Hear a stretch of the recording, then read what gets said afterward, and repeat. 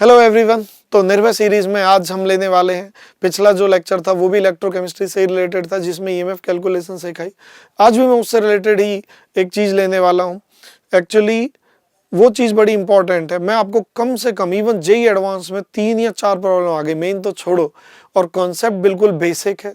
मतलब एक board level का बच्चा भी उसे कर सकता है, लेकिन प्रॉब्लम कहाँ होती है कि हमें क्लियर नहीं होता कि किस तरीके से करना होता है। तो पिछली क्लास में मैंने आपको सिखाया कि ईएमएफ कैसे निकालना होता है। सेल रिएक्शन है तो शॉर्टकट क्या यूज करते हैं, बट अगर रिएक्शन सेल नहीं है, ऑक्सीडेशन हाफ है, रिडक्शन हाफ है, तो हम किस तरीके से यूज करते हैं। तो पहले मैं आपको प्रॉब्लम दिखाता हूँ आज हम जिसकी बात कर रहे हैं। इधर देखिए, ध्यान से पढ़िए इस प्रॉब्लम को। यहाँ क्या दिया है, the standard reduction potential at 298 kelvin. आपको इन सभी हाफ रिएक्शंस का रिडक्शन पोटेंशियल दे दिया और आपसे क्या पूछा गया, the number of metals which will be oxidised by NO3 minus. अब ऑक्सीडाइज्ड बाय NO3 माइनस मतलब NO3 माइनस दूसरे को ऑक्सीडाइज करेगा, तो जो दूसरे को ऑक्सीडाइज करता है वो खुद क्या होता है, रिड्यूस। तो ये इस टाइप की प्रॉब्लम कैसे करनी होती है, और ऐसी एक दो नहीं, आप जेई एडवांस में देखेंगे 4 से 5 प्रॉब्लम भी मिल सकती है। मेंस में भी आती रहती है। ये मेंस के अप्रैल शिफ्ट की है, इसके बाद अप्रैल शिफ्ट के तीसरे पेपर में और आई थी, ये फर्स्ट शिफ्ट का पेपर। तो मैंने एक प्रॉब्लम भी ली है जो एडवांस लेवल की है, वो मैं इसके अगली ही ले रखी है। तो कुछ एडवांस लेवल नहीं होता, बेसिक कॉन्सेप्ट होते हैं। एडवांस ऐसा नहीं कि कोई हुआ है, एक कॉन्सेप्ट है, आपको आता है तो वो कहीं भी आ जाए, मेंस में आ जाए, एडवांस में आ जाए, आप कर देंगे। कॉन्सेप्ट नहीं आता तो आप नहीं कर पाएंगे। तो देखिए, अब हम इस प्रॉब्लम को करने से पहले थोड़ा सा बेसिक इसके बारे में समझ लेते हैं कि भाई क्या होती थी ये सब चीज़ें। अगर शायद आपको याद हो तो ये बड़ी फेमस रिएक्शन है, Zn सॉलिड प्लस 2 इलेक्ट्रॉन, या चलो ये 2 इलेक्ट्रॉन प्लस नहीं आएगा, दोबारा से कर लेते। इधर देखिए, आप लोग जानते हो Zn solid plus Cu2 plus aqueous will give you Zn2 plus Cu solid, और इसका ई नॉट कितना आता था, प्लस 1.1 वोल्ट, ये प्लस आता था। तो यहीं पर हम सेल की रिप्रेजेंटेशन के बारे में भी बात करते थे। हम बोलते थे Zn सॉलिड से Zn2 प्लस, ये एक्वस है, और Cu2 प्लस से Cu सॉलिड, राइट। तो यहाँ पर ये आपका ऑक्सीडेशन हाफ है और ये क्या है, रिडक्शन हाफ। तो one we have oxidation half, another we have reduction half. तो लास्ट टाइम मैंने सिखाया था, हम लोग शॉर्टकट ये यूज करते थे, ई नॉट सेल क्या होगा, ई नॉट जो आपका एनोड वाला कंपोनेंट है उसका ऑक्सीडेशन पोटेंशियल, और जो आपका कैथोड वाला कंपोनेंट है, कैथोड वाला, उसका क्या लेना होगा, रिडक्शन पोटेंशियल। आई थिंक यहाँ तक सबको पता है। फिर आपको ये भी पता होगी कि जो डेल्टा जी नोट होता है वो क्या होता है, माइनस NF ई नोट सेल। तो यहाँ से अगर ई नोट सेल पॉजिटिव है तो डेल्टा जी नोट क्या आएगा, नेगेटिव। तो ये पॉजिटिव आने का मतलब delta G note negative. Thermodynamic में हमने पढ़ा है कि अगर डेल्टा जी नोट नेगेटिव है तो क्या मतलब होता है, क्या मतलब होता है, अगर डेल्टा जी नोट नेगेटिव है तो इसका मतलब होता है कि प्रोसेस इज स्पॉन्टेनियस और वो प्रोसेस अपने आप हो जाएगी। तो मतलब डेल्टा जी की बजाय इलेक्ट्रोकेमिस्ट्री में हम ई नॉट, जो भी सेल बना रहे हैं उस सेल का ई नॉट निकाल लें, और अगर ई नॉट उस सेल का पॉजिटिव आता है तो मैं बोलूँगा कि प्रोसेस स्पॉन्टेनियस है, और अगर पॉजिटिव नहीं आता तो मैं बोलूँगा कि प्रोसेस कैसी है, नॉन स्पॉन्टेनियस। बस इसी चीज़ पर फोकस करना है।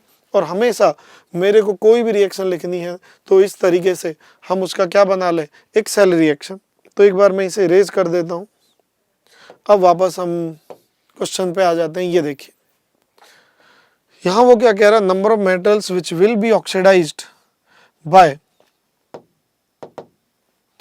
NO3 minus in aqueous solution is. अब NO3 माइनस दूसरे को ऑक्सीडाइज कर रहा है, यानी खुद क्या होगा, रिड्यूस। खुद रिड्यूस होगा तो यानी ये कैथोड है। कैथोड है तो राइट साइड में लिखा जाएगा। तो मैंने राइट साइड में आपका लिख लिया NO3 माइनस।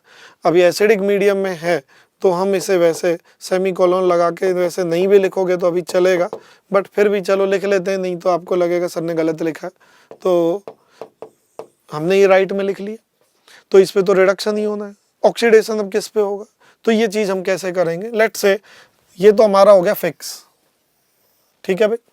अब मैंने ये ले लिया, तो मुझे इसका ऑक्सीडेशन कराना है, तो ये कहां से कहां जाएगा, V से V2+। तो ये चीज, ये सेल वर्क करेगा या नहीं, अगर ये वर्क कर गया तो इसका मतलब इसका ऑक्सीडेशन हो जाएगा, और ये वर्क अगर नहीं करेगा तो इसका मतलब इसका ऑक्सीडेशन नहीं होगा। तो यहाँ ध्यान से देखिए, ये जो डेटा दिया है ये आपको रिडक्शन पोटेंशियल का दिया है, लेकिन मुझे किसका चाहिए, ऑक्सीडेशन, तो साइन ही उल्टा करना होगा। तो अगर मैं इसका E0 सेल निकालता हूं तो मैं क्या लिखूंगा, E0 V से V2+ और E0 NO3- से NO। समझ आई बात।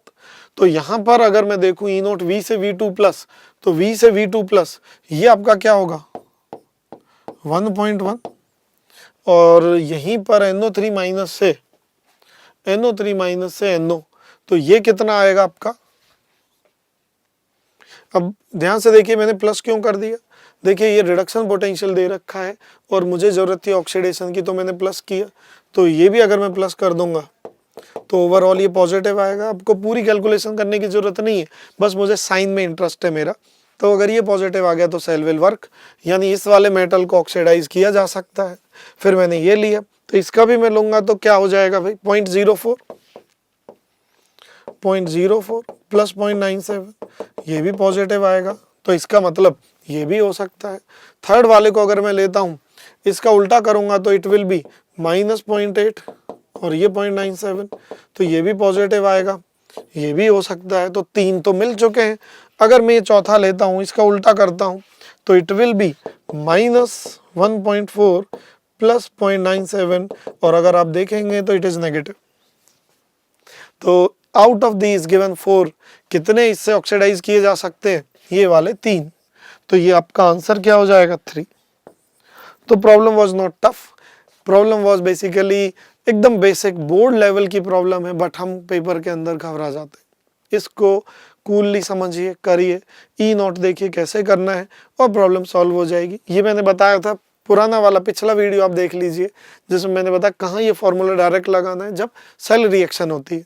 सेल रिएक्शन नहीं है तो बेसिकली हम डेल्टा जी को ही कैलकुलेट करके करेंगे। आया ये भी डेल्टा जी को ऐड करके ही है, but N1 N2 N3 same हो जाते थे। तो पिछला वीडियो आप जरूर देखें। अब मैं दूसरे क्वेश्चन पे आता हूँ, यहाँ पर आइए।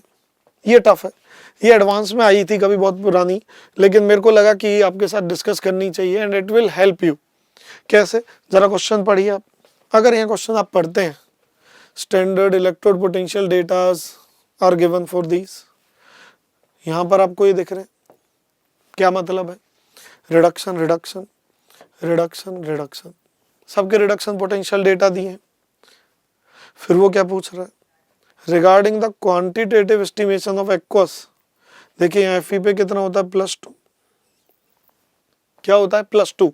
तो इसमें जब हम क्वांटिटेटिव इसका एस्टिमेशन करते हैं, तो आप एक कंटेनर में क्या करते हो, नीचे Fe+2 ले लेते हो, ऊपर से ऑक्सीडाइजिंग एजेंट डालते हो। तो ऑक्सीडाइजिंग एजेंट जो होता है वो 2+ को कहाँ करता है 3+। तो ऑक्सीडाइजिंग एजेंट आप MnO4 भी ले सकते हो, और ऑक्सीडाइजिंग एजेंट आप डाइक्रोमेट भी ले सकते हो।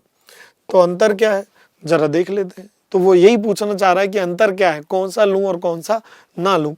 तो ये देखिए, identify only incorrect statement regarding quantitative estimation, यानी ज्यादातर करेक्ट है, आपको कौन से ढूंढनी है इनकरेक्ट।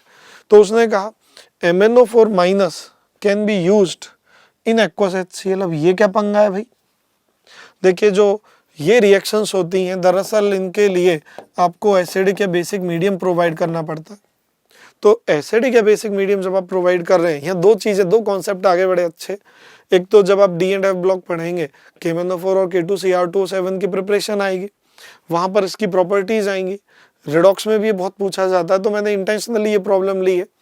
तो एसिड या बेस का पर्पज सिर्फ मीडियम प्रोवाइड करना होता है, खुद ऑक्सीडाइज या रिड्यूस होना नहीं होता।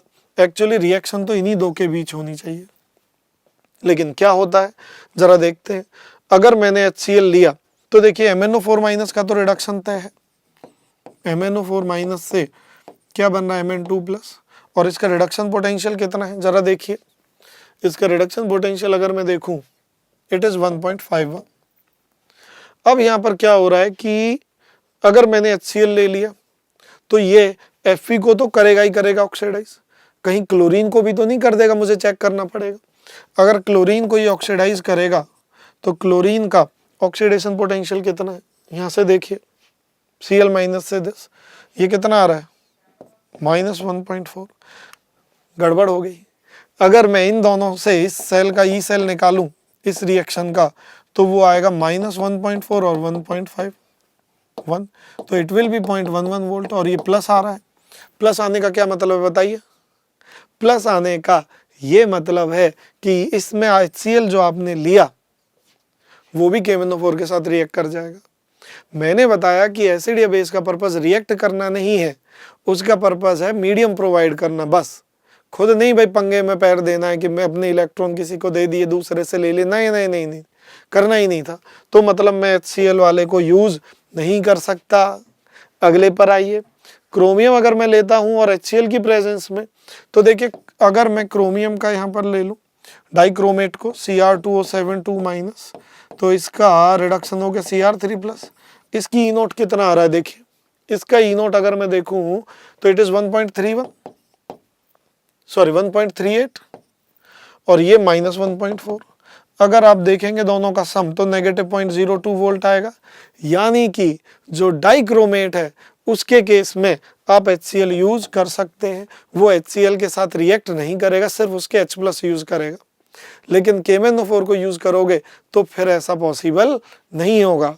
यानी ये वाली चीज आप यूज कर सकते हो। अगला देखिए, MnO4- can be used in aqueous H2SO4। अब एक्वस H2SO4 में अगर आप देखेंगे MnO4- तो ये आपको क्या देगा H+ और क्या देगा सल्फेट। तो देखिए यहाँ पर जो सल्फर है उसके ऊपर कितनी ऑक्सीडेशन स्टेट है +6, तो ये +6 से कभी भी फर्दर नहीं जा सकती क्योंकि सल्फर के पास मैक्सिमम 6 थे लूज करने के लिए, 6 वो कर चुका, तभी तो +6 है। अंडर ड्रास्टिक कंडीशन अगर H2O8 बनता भी है तो वो अलग से मेंशन होता है। Under normal condition SO4 2- oxidise नहीं होता। H+ तो ऑलरेडी बेचारा भूखा है, उसने तो अपना जो था वो भी लौटा दिया, तो ये तो लौटी मतलब ऑक्सीडाइज होने का चांस ही नहीं, इलेक्ट्रॉन ही नहीं है। तो इसका मतलब KMnO4 can be used in aqueous solution of H2SO4। हाँ, वहां पर आप इसे यूज कर सकते हो। Cr2O7 can be used, again यहाँ भी इसे कर सकते हो। तो जो पंगे वाला था तो ओनली इनकरेक्ट, ये इन और करेक्ट अलग अलग हुआ पढ़ाई, एक साथ आना था। तो ये बड़ा इंपॉर्टेंट कॉन्सेप्ट है। एक्चुअली इस कॉन्सेप्ट पे प्रॉब्लम जेईई में लगभग आज से 2001 या 2002 में आई हुई है, तो इसलिए मैंने ये ली कि concept is important. JEE main में फ्रीक्वेंटली इसकी प्रॉब्लम आ रही है, इसे लेने का पर्पज ये था। इसमें रेडॉक्स, D&F ब्लॉक और कुछ EMF से रिलेटेड कॉन्सेप्ट्स भी आ गए। तो आई होप आपको ये काफ़ी अच्छा लगा होगा, और ऐसे ही और वीडियो देखने के लिए आप हमारे चैनल को फॉलो करते रहें। तो आज के लिए फिर इतना ही बहुत है। Thank you.